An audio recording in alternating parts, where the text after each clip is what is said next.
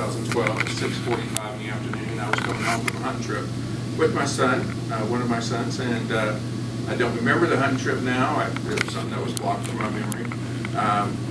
But we was coming down a kind of a dark lane down at Forsyth, Missouri, and it's called Walleye Lane. There was in Shadow Rock Park, and a car came down Walleye Lane, blind curve, drunk driver, and missed my son who was in front of me, and just so happened the other son was coming towards me, coming home from work, and it was just purely a God thing, a God coincidence. There was a car hauler in front of him, and she pulled out in front of that big truck and swerved to miss the big truck and went over to my lane and hit me head on doing 60 miles an hour. I don't remember that. I always tell everybody my life was changed by 15 seconds that I'll never remember. I sometimes go down to Walleye Lane and look at it, and I've got out and walked around and really struggled to figure out what happened, why it happened. If I'd have been 5 minutes sooner or 5 minutes later, maybe I wouldn't have got hit, but it did. My life was on a kind of a set course. I went through a divorce, and a very bad divorce, and had started to rebuild my life over 3 or 4 years later, and met my now wife-to-be, and she was concerned about every time I left the farm where we hunt at, I would call her and then call her, I'm home, I'm here, I'm almost there. And so the next call she got that day was from my daughter-in-law, who was driving the ambulance that day. And so I had 2 sons there. One of them is a police officer with Greene County, and he could not get his vehicle stopped because he was pulling the trailer. The other son is a first responder because his wife being a paramedic EMT. And so he came to my vehicle. Both of them, one son knew who was in the vehicle. The other son did not know who it was because it was a dark night. He didn't know I was even on the road. So he just came to the vehicle and realized after he got there that it was me in the vehicle. My big toe was touching my kneecap. Everybody knows that's not supposed to happen. I had both arms crushed, broken. I was crushed inside the car from my spine out to my elbow. I was pretty much connected to the car, to the motor, everything. And I remember glimpses of things happening, kind of like a dream, like a flash going off. And I remember the light, he was shining his light in the window, and he said, Dad, this is Debbie C. You recognize my voice? And he told me he said it about 6 or 7 times. And he thought, he's dead. He's dead. And he said, finally, I said, yes, I recognize your voice. And he said, okay. He said, Dad, are you okay? And I said, no, my foot hurts really bad. And he said, okay. He said, I'm going to get you out of that car. And I never forget when he said that. It was such that he was absolutely going to do it. He was going to figure out a way to get me out of that car, because the car was teetering kind of over an embankment. And so there was people sitting on the back of the car to keep it from going over. And usually when I go into prisons and speak, I have a video player that plays behind me with pictures. There was a lot of since my one son was a police officer, he knew the state trooper that was there, and the state trooper happened to be a friend of my other sons. So there was pictures of the wreck. There's a lot of pictures of it. The prosecutor who was actually going to prosecute the case told us later he could not prosecute the case because he knew all about it, and we couldn't figure out how he knew, and he said that he was in line. So he said, I watched your sons take you out of the car, I watched them put you on the helicopter, you know, I just know all about it. I know everything there was to know, and I feel like that I cannot, you know, prosecute it, so he turned it over to another prosecutor. But he was very honest, and he told us, you know, there's what I want to happen, and there's what I can make happen. And he said most of the time, those are not equal. And so the person who hit me was sentenced to 120 days shock treatment. The reason she was never been convicted of a crime in her life. She was an alcoholic. She had been drinking all day that day. She was on a bender. She had fell down 5 times before she got in the car. 5 times at this party. She registered a 2.0 alcohol. Everybody knows what that is. She was pretty inebriated. After my son's work to get me out of the car, I was told that, I remember my son leaning down over me and saying, "Dad, you're going to fly." And so I was flown to Cox Hospital in Springfield. The one story I always told the lady that my son, who's a police officer, went to her car. He didn't come to my car because my son was at my car. She had went through the windshield. She has a damaged left arm. She's on disability now, and she lives in Arizona. As far as I know, that's about as much as I know about her. I know what her name is, and I never say her name because you have to protect their rights. He went to her car, and he kept her an airway open. She had punctured her lung. She had something happen up on this side of her body, and I don't know what exactly it is. I know that she lost use of her arm for a while. And he basically kept her alive until the ambulance got there. He stayed with her and put her on a helicopter before he ever came to my car. And I told her in court, I said, "I want you to know something." I said, "My son, right after you hit me drunk driving, saved your life." And that really got to her, I think, that someone who had just seen a horrific crash that their loved one was in chose to go save the person who had just hit their loved one. I was very proud of him for that. The next person that came on the scene was my daughter-in-law. She came on the scene, and her husband, my son that was at my car, came to me and came to her and said, she said, "Why are you here at this crash? I don't understand." And he said, "Well, that is Dad in the car." So she had a very hard decision to make. She had 2 helicopters above her. She had to figure out who was going to live and who was going to die. She had to make a very hard decision. They could not keep me conscious. They could not keep me stable. I was losing a lot of blood. They could not disconnect me from the car because my leg was wrapped around the brake pedal up under the thing, and they could not get it disconnected. The paramedic was calling the hospital and was trying to remove my leg right in the car, and they would not let me do that. So they were cutting off the top and the door and all that stuff, what they do. My son was doing that, and she had thought, and she landed the other lady's helicopter first, the lady that hit me. And she had to live with that for about 3 months because I was in a coma. I could not speak for a week, and then I was not very coherent after I came out of the coma. So she had to hold that in her heart, and we was together driving down the road, just me and her, and I started talking about the crash, and she started crying. And I said, "Why are you crying? I don't understand." And she goes, "You could have died." I went, "Yeah." And she goes, "I could have killed you." And I said, "Why?" She said, she told me she had to fly the other lady first. And I said, "Well, you made the same decision today." And she said, "Yes, I think I made the right decision." I said, you were forced into a situation by a drunk driver that you were not emotionally maybe prepared for. So when I go into prisons, we talk about ICDC, we talk about the spiritual, the physical, the financial, and the emotional impact of all these, of the wreck, and the ripple effect of the people who are affected. So when I talk about it, we talk about my wife, how she was affected, getting a phone call that her loved one was on the way to the hospital in a helicopter and was not sure what the condition was going to be when he got there. Then we talk about the emotional impact of my daughter-in-law, of her having to make that decision. My son, who is a big guy, I don't like you guys, just a big, I call him a big redneck, big cattle farmer. Still to this day, sometimes I ask him to talk about it, and he'll just say, "Not today, Dad, not today." It affected him so much trying to get me out of that car that he's never actually told the story of getting me out of the car. The other son, he's a police officer, he's talked about it and he just said, "You know what, you lived." Leave it at that. So it affected them in very different ways. As for me, I woke up in the emergency room for just a few minutes. I thought I was dying.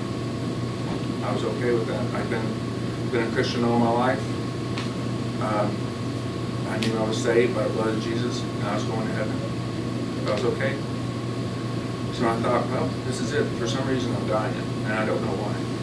So I asked him to bring Nancy in, and I told her I loved her. She told her she loved me. And I thought, that's it. That's the last thing I get to say to her, and I'm going to die. Went to sleep, and I couldn't figure out what was going on. What they were doing was putting a tube down my throat. I had 2 broken arms, and my daughter always tells me it was kind of a weird way funny because I had both broken arms, and I was trying to get them to stop putting this tube down my throat, but I couldn't do anything because I thought I was wailing up here and my hands were down here, and I thought I was doing this, but my hands were down here. And so I woke up a week later, much like a room like this where a lot of people are sitting around me. And it was kind of like, what happened? And he said, well, what's the last thing you remembered, honey? Okay, so my big redneck son came up and said to me, and he said, Dad, he goes, you were hit by a drunk driver. I thought I'd had a heart attack or something. I really did not have any clue what had happened. I went, seriously? He goes, yes. He goes, what's the last thing? And I said, just honey. That's all I remember, we were honey. And he said, well, when you left, you were hit by a drunk driver. And so I couldn't move. I had a bunch of tubes in this up the side of my head right here, down my neck. I had a swan line going to my heart. This arm was paralyzed. It was strapped to a board, and this arm was broken. It was strapped to a board like this, so I was kind of like this, and then I had this big tent over my leg. So he said, your right arm is paralyzed. You may get it back, and you may not. It was broken badly, and they've got plates in it. And so I said, okay, what about my left arm? He said, it was broken as well, and you have a plate down your forearm. Okay, what's wrong with my leg? What's the big tent for? And my big redneck son looked at me, and with almost a tear in his eye, he goes, we'll just have to talk about that one later, Dad.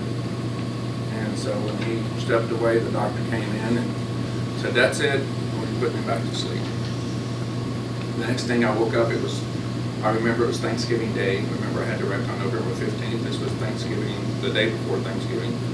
My brother was from California, was there, and I thought, boy, this must have been bad. He flew all the way from California to here, and there he was, sitting at the end of my bed. And I'm like, how long have you been here? He said, a while. I said, how long are you going to stay here? He said, a while. I said, so this must have been really bad. And he goes, well, I heard you had some trouble, so I thought I'd better come. And in our family, most of the time people come from far away from when they think you're dying. I was in a coma for 7 days and was not coherent for a long time until like Thanksgiving. So about 10, 15 days I was just not with it. When I woke up, I really questioned God and my Christianity about what had happened to me, and was in the bed one night in a lot of pain. The sun came up in the window, and God in the Spirit just told me, you know what, I'm with you. You were never alone. I was with you the whole time. I was there. God never tells us that we're not going to go through trials, but He does say, I will be with you in the fire. I'll be with you in the storm. I'll be with you when you cross the creek and you won't get wet. He was with me the whole time.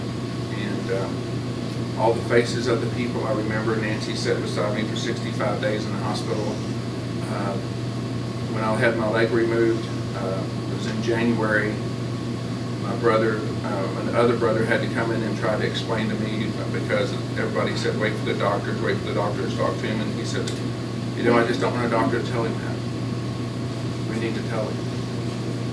And I had tried the surgeries of putting metal in my leg. They were going to try a cadaver bone, and I did not want to lose my leg.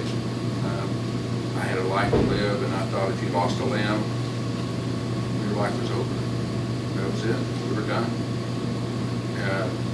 And so he came in and he said, we're going to have to talk. I said, okay, let's talk. We drink coffee together in the morning. He said, they're going to have to take your leg off. I had a surgery the day before to clean out an infection, and he told me that they had removed half my foot.